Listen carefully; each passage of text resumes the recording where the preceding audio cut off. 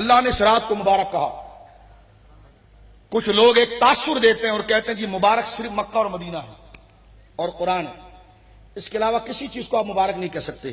یہ کہنا کہ کوئی چیز مبارک نہیں ہوتی، تو ہم نے کہا یا لیلۃ المبارکہ تو خدا گیا کہ رات بھی مبارک ہوتی ہے. رات بھی اگر آپ لغت کے اندر دیکھیں کہ مبارک کہتے کس کو، برکہ کس کو کہتے ہیں، تو مبارک کا معنی ہمارے علماء ایک بڑا پیارا ذکر کرتے ہیں. تقریباً جو بھی آپ لغت کی کتاب لسان العرب اٹھائیں، مفردات القرآن اٹھائیں، چاہے مفردات القرآن میں دیکھیں، لسان العرب میں دیکھیں، وہاں پر انہوں نے مبارک کا ایک معنی بڑا پیارا پیش کیا ہے. فرمایا ہر وہ چیز جس میں خیر و برکت پائی جائے، خیر و برکت پائی جائے اسے مبارک کہتے ہیں. تو فرمایا لیلۃ مبارکہ، یہ رات خیر و برکت والی رات ہے، اس کو اس لیے ہم بڑی رات کہتے ہیں.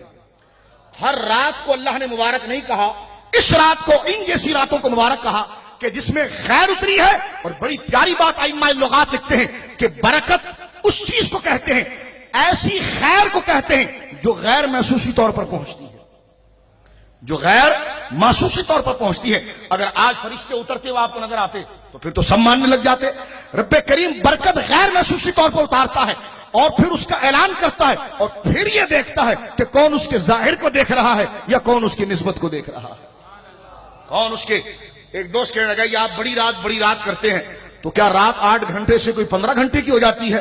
میں نے کہا معذرت کے ساتھ آپ کے گھر میں کون بڑے ہیں؟ کیا میرے والد ہیں. تو میں نے کہا کیوں 25 فٹ کا قد ہے ان کا؟ کہنے لگے نہیں ایسی بات تو نہیں ہے. میں نے کہا بنگلے کی جو آپ نے جو دیوار پہلی بنائی ہے اور اس میں جو چوکٹ آپ نے لگائی ہے وہ کم سے کم 50 فٹ کی تو لگائی ہوگی، کیونکہ 25 فٹ کے اگر آپ کے دادا ابا ہوئے تو 50 فٹ کا کم سے کم دادا تو ہوگا، اس لیے کہ وہ اس سے بڑا ہے. کہنے لگے یہ آپ کیسی بات کر رہے ہیں؟ میں نے کہا آپ نے کہا تھا کہ رات بڑی ہونے سے مراد کیا 10-15 گھنٹے کی ہو جاتی ہے؟ تو میں نے کہا باپ کے بڑے ہونے سے مراد کیا کہ وہ 15-20-25 فٹ کا ہو جاتا ہے؟ کہنے لگے نہیں وہ رتبے میں بڑے ہیں. میں نے کہا حضرت یہ بھی رتبے میں بڑی ہے، یہ بھی رتبے میں بڑی ہے. یہاں سے رتبہ مراد ہوتا ہے، ڈیوریشن مراد نہیں ہوتا. اور میں نے پہلے کا برکت اس کو کہا اس لیے گیا ہے، برکت کے بارے میں مفسرین نے اسی بات کو لکھا کہ خیر الہی چونکہ غیر محسوس طریقے پر صادر ہوتی ہے، اور فرمایا اس لیے اس چیز کو جس میں غیر محسوس طریقے سے خیر اترتی ہے اس کو مبارک کہا جاتا ہے. اور پھر اللہ رب العالمین ایسے دل پیدا کرتا ہے جو غیر محسوس برکتوں کو ان کی نسبتوں سے پہچان لیتے ہیں اور پھر وہ ان کے ظاہر کو نہیں دیکھتے، ان کی نسبتوں کو دیکھا کرتے ہیں. اور ایک بات میں یہاں پر عرض کروں آپ کے سامنے، برکت کو اللہ رب العالمین جل مجدہ نے، اصل چیز کیا ہے؟ رب کریم کی معرفت، اللہ کی پہچان، اللہ کا تعارف. یہ اگر کسی رات میں ہو تو رات برکت والی، یہ اگر کلام میں ہو تو کلام برکت والا، یہ اگر کسی ذات میں ہو تو ذات برکت والی، یہ کسی جگہ میں ہو تو جگہ برکت والی. سنی برکت کا عقیدہ اسی نظریے پر رکھتا ہے کہ برکت کی نسبت تعارف الہیہ سے ہے. اگر برکت تعارف خدا کا شجر موسیٰ ایک درخت سے ہو جائے تو وہ درخت حضرت موسیٰ کا مقابلہ نہیں کر سکتا، لیکن تعارف کی وجہ سے کہ اللہ کا تعارف اور اللہ کا پتہ اس درخت سے مل رہا ہے تو اس درخت کا ادب حضرت موسیٰ خود بھی کرتے. اور یہ شرک نہیں قرار دیا جاتا. یہ شرک تو کسی معظم ہستی اور کسی بزرگ ہستی کے ادب کو شرک نہیں کہنا چاہیے، اس لیے کہ اس کو خدا نہیں بنایا جاتا، اس کو خدا کی معرفت ہی کی وجہ سے سمجھا جاتا ہے. ولی کو کیوں لوگ پیار کرتے ہیں، ان کے آستانوں کا ادب کیوں کرتے ہیں؟ کہ ان کے ذریعے خدا کی معرفت ملی ہے، ان کے ذریعے خدا کی بولی ہے. تو خدا کی معرفت اصل شے ہے. اگر وہ کلام کے ذریعے ملے تو کلام برکت والا، جس رات میں ملے تو وہ رات برکت والی، جس دن ملے وہ دن برکت والا. اس لیے آپ قرآن مجید میں دیکھتے ہیں. اور میں آپ کو ایک بات بتاؤں، کہتے ہیں جی نہیں برکت تو ذات میں ہو ہی نہیں سکتی، ذات میں برکت نہیں ہو سکتی. ہم نے کہا یہ بھی ظلم ہے. سورہ مریم میں آپ دیکھیے اللہ رب العالمین کے پیارے محبوب حضرت عیسیٰ خود کہتے ہیں وجعلنی مبارکا انی عبداللہ آتانی الکتاب وجعلنی نبیا وجعلنی مبارکا. میں اللہ کا بندہ ہوں، اللہ نے مجھے کتاب دی ہے، مجھے نبی بنایا. کہ جب نبی مجھے بنایا، نبوت کا فیض مجھے رکھا، تو نبوت کا مقصد اللہ کی معرفت ہوتی ہے. تو جب مجھے نبوت سے نوازا تو میرے گوشت پوشت کو بھی خدا نے برکت کر دیا ہے. صرف میرا پیغام برکت نہیں ہے، میری تبلیغ برکت نہیں ہے. وجعلنی مبارکا، میں سر کے پاؤں سے، سر کے بال سے لے کر پاؤں کی ایڑی تک برکت بن گیا ہوں. کیوں؟ اس لیے کہ میری تعلیم برکت والی ہے. تو جس کے ذریعے خدا کی معرفت ملی وہ بھی برکت والا ہو گیا.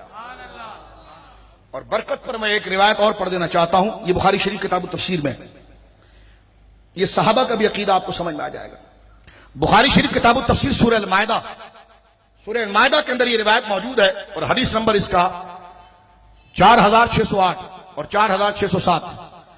سرکار دو عالم ایک سفر میں تشریف لے گئے، میری ماں ام المومنین حضرت عائشہ صدیقہ کا ہار کھو گیا۔ وہ ہار ایک اونٹنی کے نیچے تھا، وہ ہار ایک اونٹنی کے نیچے تھا۔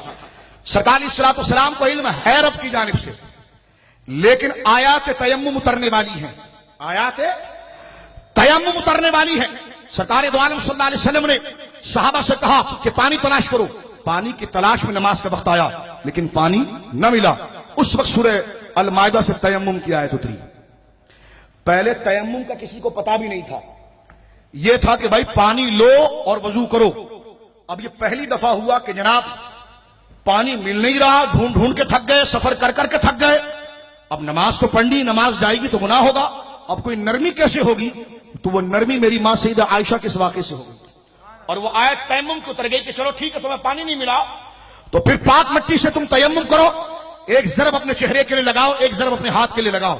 تو جو قدر والے لوگ ہوتے ہیں، جو اللہ کی عبادت کی قدر جانتے ہیں، ان میں حضرت اسید بن خدیر وہ آگے آئے اور حضرت ابوبکر کے ہاتھ کو پکڑ کے کہنے لگے، واہ ابوبکر، واہ ابوبکر، اگر یہ آیت نہ اترتی تو پھر ہماری نمازوں کا کیا ہوتا؟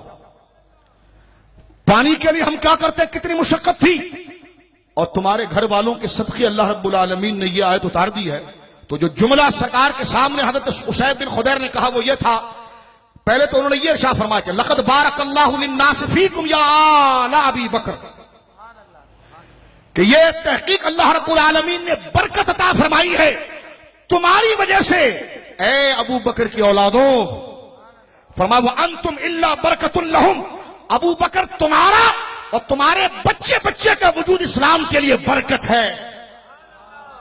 اب دیکھیے جو سنیوں کو شرک اور بدعت کے فتوے لگاتے ہیں، بخاری کی حدیث ہے جس میں حضرات صحابہ میں حضرت اسید بن خدیر نے حضرت ابو بکر کو ان کے خاندان کے بچے بچے کو برکت قرار دیا۔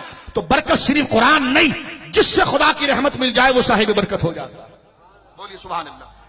اور اس میں ایک اور جملہ اس سے پہلی والی حدیث میں بڑا عجیب ہے۔ حضرت اسید بن خدیر سے کسی نے کہا واقعی میں تم نے صحیح کہا اے اسید تم نے صحیح کہا کہ ابو بکر کے گھرانے کے صدقے ہمیں یہ برکت مل گئی۔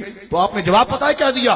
فرمایا ما ہی باول ببرکتکم یا اعلی ابی بکر، یہ کوئی پہلی برکت ہے جو ابو بکر کے خاندان سے مل رہی ہے ہمیں؟ کہ یہ کوئی پہلی برکت ہے جو ابو بکر کے خاندان سے مل رہی ہے ہمیں؟ فرمایا یہ خاندان جب سے اسلام سے جڑا ہے ان کا وجود نفس جو ہے وہ اسلام کے لیے برکت ہے، برکت ہے، برکت ہے۔ فرمایا انا انزلناہ فی لیلۃ مبارکہ، ہم نے اسے برکت والی رات میں اتارا۔